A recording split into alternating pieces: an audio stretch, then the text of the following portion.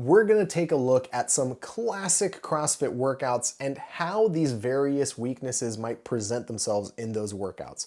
Of course, before we get into it, there is literally an infinite number of examples that I could use. It's incredibly unlikely that one of the few examples that I'm gonna be using right now is going to specifically be the thing that you are working on or the exact way that you need to figure out what this weakness looks like for you. However, the lessons are going to be applicable to any sort of capacity or any sort of ability here, because we're going to take a look at how you're going to interpret your experience during a workout or your score during a workout or the individual portions of a workout so that you can understand what it is you need to actually work on. The first workout that we're going to take a look at here is ISABEL. ISABEL is 30 snatches per time, 135 generally on the men's side, 95 on the women's side. And that is a great way of looking at, like, do you meet the barrier for entry for strength right off the bat? If you're like me, and when I first started, the idea of doing a 135-pound snatch was, you may as well have asked me to just like jump from here to the moon. It just wasn't going to happen. Then clearly it's a strength issue and you have to work on your strength. Luckily, with the snatch and weightlifting in general, you work on your strength and your technique and your explosiveness and all at once. It just kind of happens. But let's say, for example, you're like way on the other side of the spectrum. Let's say you're like a world champion super heavyweight powerlifter. You basically never do any more reps than like 8 on your accessory work and you don't ever snatch. So you're pretty much exceptional good at squats and bench and deadlift, but you know, 135 pounds is like a joking weight for you. You just don't ever do this thing. So you're like 30 snatches, how hard could that be? You put your hands on the bar, you just rip a couple of reps and your heart feels like it's gonna explode after like 4 reps because you're just going so fast. And that is an example of cardio. If you're in the middle and you're like just a regular CrossFitter, chances are 135-pound snatch, yeah, you could probably get away with doing sets of 3 or 6 or whatever and then work out like that. And the real repeatability of doing those sets of 3 or 5 or 6 or 10, that repeatability is your muscle endurance. And you start running into a wall where either it takes significantly longer period of time of rest between sets to get the same set done, or the number of reps per set just plummets. So you go from doing a set of 10 to doing doubles, and then you do like 3 sets of 2 and suddenly you're just doing singles until like hopefully you hit 30 reps before your body just falls apart. That's a muscle endurance issue. That's also maybe touched by technique, but generally speaking, you're going to be running into some muscle endurance issues there, right? So that is ISABEL as an example. But now we're going to go way into the other side of the extreme. What if we took the weights completely out of it and we looked at a workout that was like the polar opposite of ISABEL? If on like one side you have ISABEL, which is super fast, exclusively weightlifting, and just very, very much this like sprinty workout. On the opposite side of the spectrum, you would have MURPH. MURPH is just long and grindy and hundreds of reps, all of it body weight, and none of it really that technical, but there's still a lot that we can learn in MURPH. Now, I mentioned like none of it is technical. Obviously, if you cannot do a kipping pull-up, learning how to do kipping pull-ups is going to be a massive boost to your performance in a workout like MURPH, because suddenly you're using your entire body to help with your pull-ups as opposed to just doing them strict. And if you can only do a gymnastics kip, learning how to do a butterfly kip would be even more of an addition to your ability to like crush that workout if you really get after it. And so obviously there's some technique there. Also, if like you're doing your push-ups and your hands like here, you could probably fix that and end up in a much stronger position just by stacking your joints a little bit better. But neither here nor there. The beauty of a workout like MURPH is that generally speaking, most people who are fitnessing on a regular basis or at the level of CrossFit where they're like, man, how do I identify my weaknesses in order to more specifically attack them?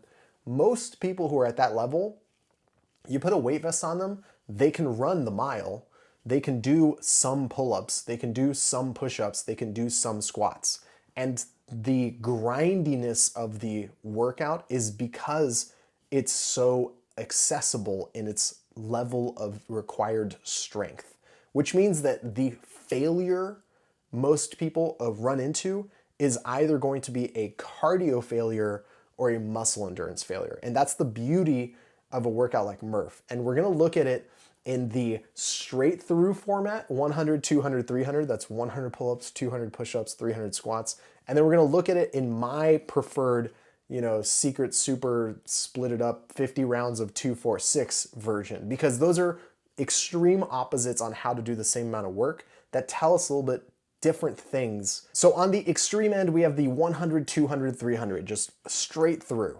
This generally looks something like this. You're proficient at your kipping pull-ups. You put that weight vest on, you're good to go. You come in from the mile, check your heart rate, you're still alive and your heart is not beating at like 195. So you're like, okay, I think I've got this. Let's start chipping away at these movements.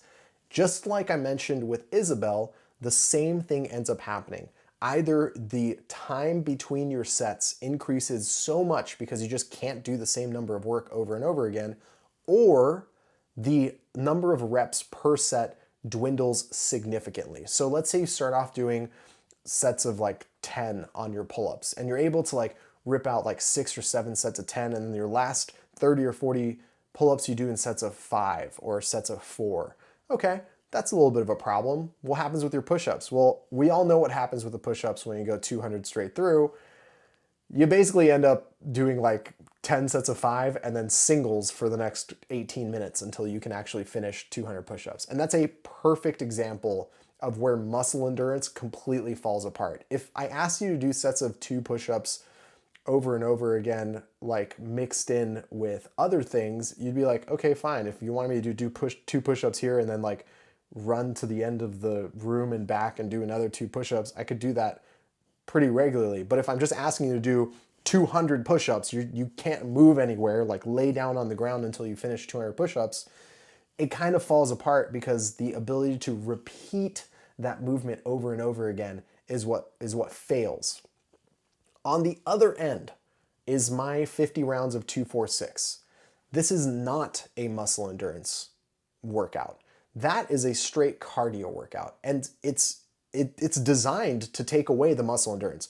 I started doing 50 rounds of 2, 4, 6 because I kept getting stuck in the push-ups in MURPH. And I thought to myself, how can I make the MURPH push-ups as easy as possible? At first, I thought, how about 100 rounds of 1, 2, 3? But the problem with the 100 rounds of 1, 2, 3 is that you're basically doing an extra burpee every round. So you end up doing 100 burpees on top of all of it, because you have to jump up and drop down and do a squat and jump up and drop down and do a squat. It ends up being 100 extra burpees for no reason.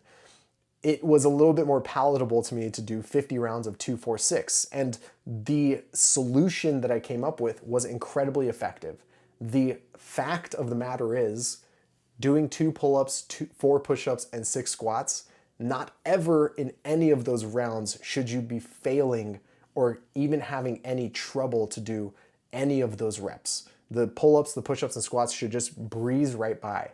And so the cardio aspect of it, of keeping a high power output and not redlining immediately, so you have to take a bunch of time catching your breath before you do your next set of squats or before you do your next set of pull-ups, that is where the failure in your capacity comes in. That's where the solution of, I need to find a way to get around these 200 push-ups, well, it comes with a cost. And the cost is you have to go fast because you're doing so many different rounds and there's so many transitions that it's easy to lose so much time. You just have to go fast. So that is a perfect example with MURPH of how the muscle endurance aspect of the 100, 200, 300 version and the trade-off to doing the cardio aspect of the 50 rounds of 2, 4, and 6. In general, the best way to identify what your biggest weakness is and sort of just like, here's the lagging link in my fitness and how I can bring it up, so I can focus on it and train it and bring it up. The best way to identify that weakness is by looking at a large period of workouts so that you can kind of see and feel what is happening among, let's say, a week or 2 weeks of training. So you can actually look at it and say, you know what? I felt really good in my push-ups in this workout, but I didn't feel good in my push-ups in that workout. And what's the difference here? Why do my push-ups work on this type of thing? Is it the movements they're accompanied with, or is it this one only had 5 reps at a time and this one had 55 reps at a time? Or perhaps you have to look at, okay, well, anytime the workout starts taking more than 15 minutes, I'm just gassed by the 12-minute mark. And that's going to give you a much better idea. Generally speaking, like one workout isn't going to be able to tell you immediately what's happening. You have to have a really clear understanding of yourself and where you're at, so that when you do run into the telltale signs of a weakness rearing its ugly head, you can understand that that's what it is you're looking at. Folks, thank you so much for hanging out. I hope you guys enjoyed that clip. If you want to see even more clippy goodness, hit one of the links on the screen right now. And if you want to see the video that clip just originated from, link is in the description below. Hope you guys check some more stuff out while you're here. Enjoy. I will see you very, very soon. Take care.